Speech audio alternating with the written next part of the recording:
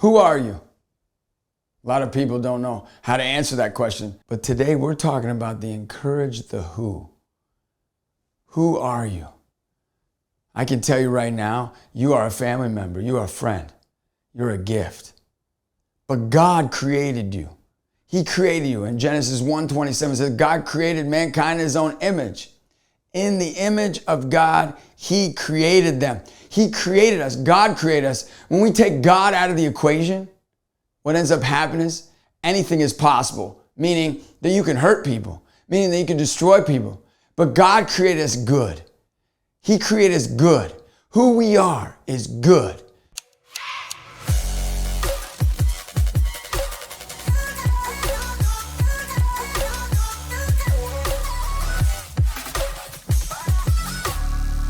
Everyone wants to ask me, how did you get your kids the way they are? My kids are good. They know the essence of good. Sure, they can make mistakes. Sure, they make mistakes daily.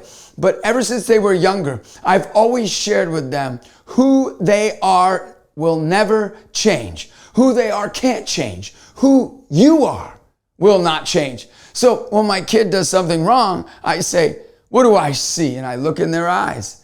And they don't say their name Rocco or Dominic or Jojo or Catherine. They'll say the beautiful strength. They'll say the hopeful encourager.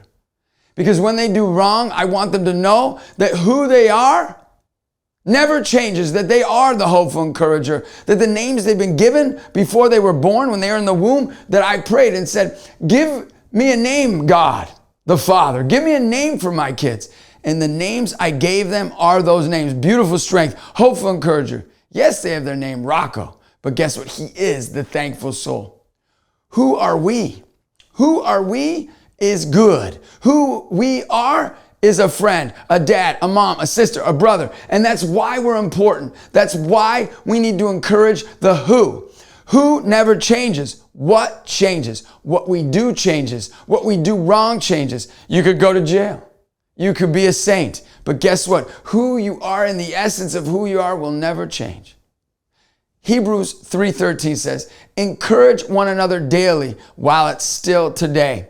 What Hebrews is saying is that we need to encourage who people are. We need to encourage one another. We have arguments. We have challenges with people. We have struggles with people. But we have to remember they're God's kid. And that never changes. We have to remember they're someone's kid. I remember when my first son was born, who's 17 now. I remember holding him in my arms going, how could I hurt God? How could I hurt others? How could I even diss people? How could I even discourage people? And just that holding my son in my arms taught me that everyone is good, no matter what they do. And why should we encourage one another? Because the scripture tells us to encourage one another. It tells us that we believe that we should encourage who someone is, not what someone does. When we do that, you know what ends up happening? People's lives transform. They go, man, this person gives me unconditional love. We only can give unconditional love when we focus on who that person is as a father, as a brother, as a child of God, as a friend. And no matter what challenges or what seasons we go through, the who stays with you. It stays the same no matter what you're doing. And that's why we have to change. We don't change because who we are is bad. I remember my son did something bad, not good at all. It was heinous towards his brother. And I said, repeat after me, son. And he goes, what? I go, repeat after me. Say, I don't feel bad because I'm bad. And he goes, I don't feel bad because I'm bad. I say, son, I don't feel bad because I'm bad. I feel bad because I'm good. He says, what'd you say? I said, son, repeat after me. I don't feel bad because I'm bad. Goes, I don't feel bad because I'm bad. Say, I don't feel bad because I'm bad. I feel bad because I'm good. He goes, Dad, I don't feel bad because I'm bad. I feel bad because I'm good. You see, a lot of us are sitting there feeling bad for what we did wrong 5 years ago, a month ago, a day ago. We feel bad for the wrong we did. You don't feel bad because you're bad. You feel bad because you were made good, that the essence of who you are never changes. And in our culture, when we do wrong, people change like this on us. You do wrong, screw him. He's a jerk. He's a nothing. Guess what? They don't understand the essence of who somebody is. It is wrong when people do bad, but it's wrong because they're good and not being the person they need to be. It's that simple. And that's why every time, just like this weekend, a mother came up to me after a basketball game and she's yelling at me, pointing her finger at me. What are you doing? You're this, you're that. And I said, hey, I'm going to pray for you, and I'm going to pray I can do better. She's, I'm going to pray for you. I said, oh, well, good. You can pray for me because I need it. She goes, no, I'm going to really pray for you, she says. And I'm like, okay, so pray for me because I need it. You see, just because she was upset at me shouldn't change that I see that she's good. You see, in our culture, when people are upset at us, it changes how we treat them.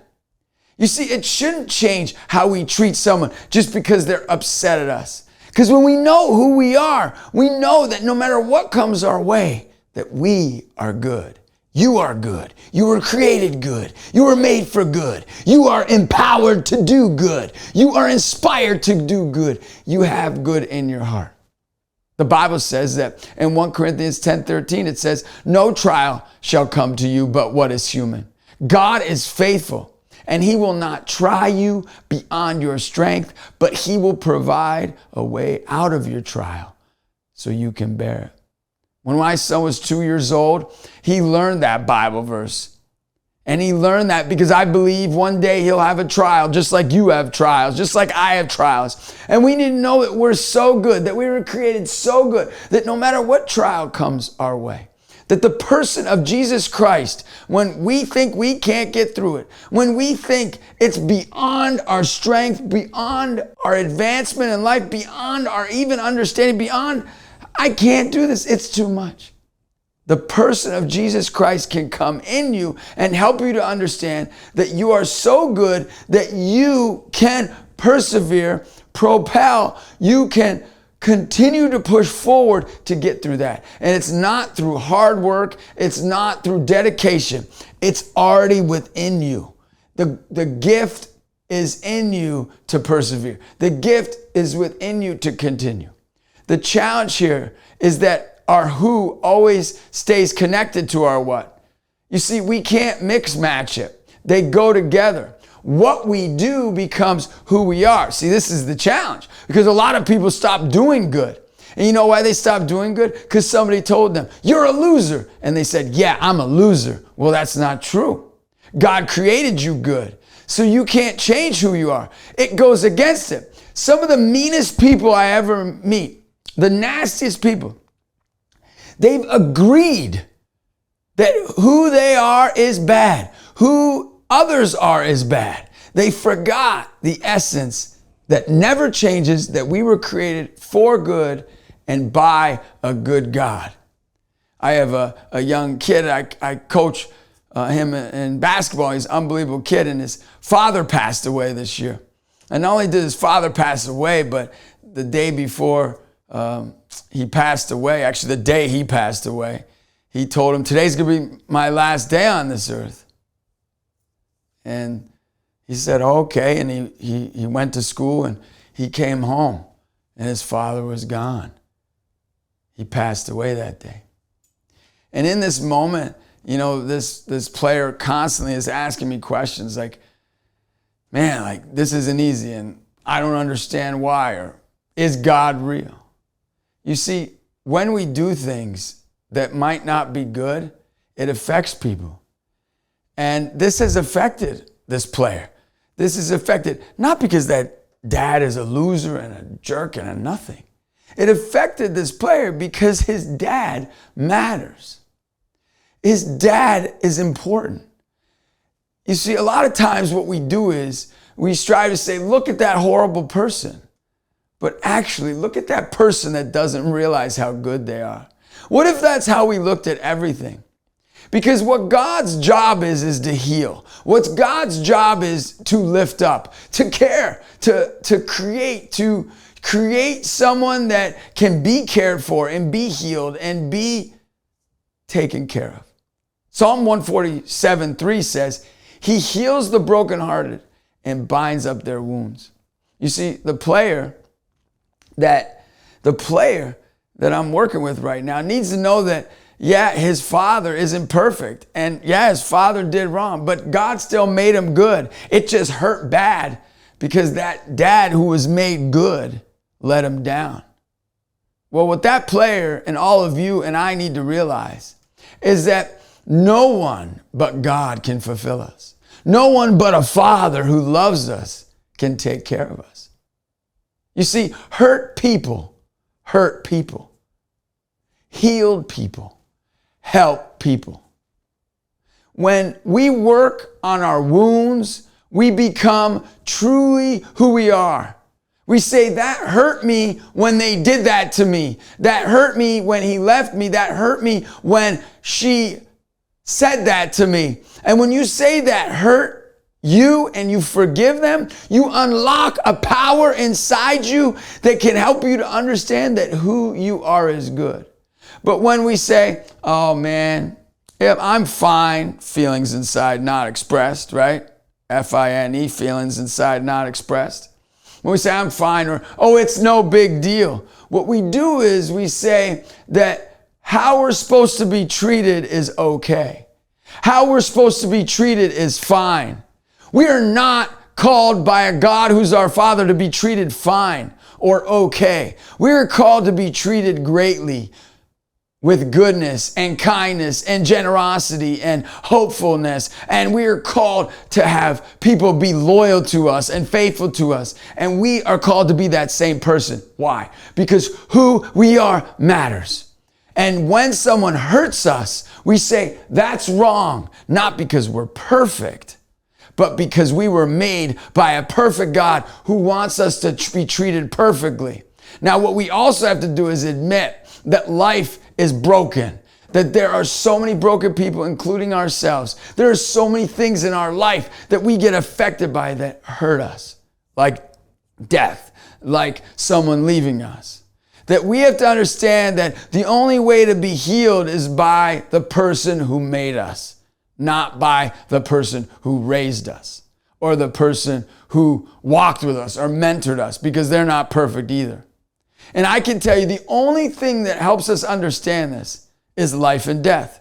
When someone dies, we understand how important someone is. When someone's born, we realize how important they are. Life and death teach us about who we are. Some of the greatest days I've had and some of the worst days I've had are when someone's born and when someone's died. Some of the toughest times I've had in my life are when someone's born and someone's died. But they are the most significant time in our life because they teach us who we are, that we matter and that someone else matters. Like for me, I didn't realize I mattered when I was a kid. And I had this unbelievable principal. Her name was Miss North. Now, Miss North was an unbelievable lady. She had all these techniques on how to show young kids they were good. So she used this interesting technique on me because she realized when I got in trouble in school in the 7th and 8th grade that push-ups weren't a punishment. I actually liked it. And so she says, look, that's not going to work to change his life. He enjoys that. So she says, I need to kind of like working out, do a little shock treatment for this kid. So she said, look, I know you're getting in trouble. You don't get along with your teacher. This is what I want you to do. I want you to go to this place called the Gertrude Barber Center. I'm like, what's that? To get a haircut or something? I walk in to the Gertrude Barber Center on a Friday when she told me to, where a teacher took me. And I walk in, all of a sudden there's these kids there. And one kid comes up to me and hugs me and goes, I love you, and starts hugging me. And then the next kid says, who are you? And I'm like, these kids are great. And so I'm hugging them. Then one kid starts wrestling me. I'm like, holy cow. And for my punishment, she sent me to go help kids with Down syndrome. What I realized when I hung out with them is they taught me who I was important. You see, they didn't sit there and go, front seat, you're the bad kid who gets in trouble in class. They didn't go, oh, I'm going to ignore you because you're not good looking enough. Hey, I'm not going to be your friend because you're not good enough at a sport or good enough in school. You're not smart enough or rich enough to hang out with my family. Oh, you're not dumb and make me feel bad. You're smart. I only hang out with the kids who aren't so smart. You see, when these kids came around me, they just hugged me, wrestled me, and however they acted, they saw me as good. And this was one of the first times in my life I realized what unconditional love was all about. It was not about what people did. It was about who they were in your presence. And that's what kids with Down syndrome have done for my life. Well, I want to let you know I was so excited this year because my in-laws ended up having twins in their belly. And they said, oh, get rid of the twins. And why'd they want to get rid of them? Because one of them was a kid with Down syndrome. And the other twin was a kid that didn't have Down syndrome. And they said that the kid with Down syndrome was eventually going to, because of the labor and the birth, going to kill the kid who didn't have Down syndrome. So you need to get rid of him. And they asked my in-laws at least 6, 7, 8 times to abort the kid with Down syndrome. Well, it went on, and they ended up getting so far in the pregnancy that they decided to name this kid with Down syndrome, and her name is Molly. Now, I'm all excited about Molly. Now, I'm one of those guys with my family texts. I don't get back to my family, ever. But when they started talking about Molly, I was like getting back on every text. She's a hero. She's a gift. She's amazing. Oh man, she's changing our life. And this kid, Molly, for 9 months, ended up changing our family's life. Well, I want to let you know, I was so excited because I was in North Dakota giving a talk and I got the news that Molly was born. I was so excited. I'm telling the whole world, Molly's born, Molly's born. And you know what? I'm just hoping they're going to make the right decision to make me the godfather. Because guess what? If I'm not, I'm going to get the godfather after him. You know what I mean? Because this kid is changing lives. Because that's what people do when they don't care about what people do. They care about who people are. I was thinking of visions like bring her on the bus with me, travel town to town, come and hang out at the house, or we go to the store and buy her whatever she wanted. Well, I get a call from my wife. I'm giving a talk in Los Angeles and she says, hey, I want to tell you about Molly and I want to tell you that you're the godfather. I'm like, I knew it. I knew they made the right decision. I was so excited. I was the godfather. And she says, I just want to tell you, they picked you as the godfather, but today was the last day that Molly lived. She passed away today. I was so sad. I was like, man, I need to come home. I talked to my wife and she says, no, stay in Los Angeles and finish out your tour. Well, I knew Molly would want me to let the whole world know that Molly wasn't dead. Molly was alive. Because what we know when we know who we are is that we never die. That the people that met us, who we are, lives and breathes within them. I got up in front of 1,000 people and I shared about Molly and about who she was. And there wasn't a dry eye in that crowd. Every kid, from a kid who didn't have a dad to a kid that was the jerk in the far right corner, was listening saying, I want to love like Molly. I want to love no matter what. I want to believe in others. I want to care for others. And I tell you, Molly is alive. Because a lot of us think that who we are doesn't matter. I can tell you, what you do, good or bad, might not matter. But who you are matters more than anything. And that's why you do good. That's why you hug like Molly. That's why you wrestle a little bit like Molly would have. That's why you live like Molly. You live like kids like Molly with unconditional love. And I know right now, as Matthew 5:43 says, but Justin, you don't know my life. I have enemies. I have people that walked all over me, people that have slandered my name, people that have talked so many bad things about me, you wouldn't believe it. But Matthew 5:43 says, love like Molly. No, it doesn't say that. But it does say, love your enemies and pray for those who persecute you. You see, to be a great enemy, we have to encourage the who. We have to be somebody that learned, like Molly learned, that life isn't about how others treat us. Life is about how we treat them. Life isn't about who likes you or doesn't like you. Life's about who that person is. I can tell you, I'm no perfect man, but I do know this, that I need to love like Molly. But that doesn't mean that I'm more valuable than somebody else. It actually means the opposite. It means that every person is valuable. And one of my great mentors and friends taught me about what matters. He's one of my top encouragement coaches, somebody that encourages me regardless of where I'm at in my life. He said, my mom taught me there is a pearl of goodness in every person. You just have to find it. His mom is right. My good friend Ken Blanchard, who is one of the best-selling authors of all time. I can tell you that he taught me what Molly and those kids that I met when I was young taught me. That life's about loving people just the way they are, just in what they are. You love them where they're at, when they're struggling, and when they're doing great. We got to go out there and love. Now, I can tell you, hopefully you spent time listening to this video, that we can encourage the who. Who can we forgive? Because guess what? We matter. Who can we inspire? Because we matter. Today's the day to do it. And guess what? I ask you, if you haven't subscribed, if you like this talk, if you had a good day, subscribe. Subscribe right now. Hit that button. Subscribe. Share this video. Share it with others. Help others. And guess what? Know you're amazing. And why are you amazing? Because you're going to love like Molly. You're going to love with an unconditional love that will change the world. Subscribe today. We're going for a lot of people being impacted and encouraging the who. See you again soon.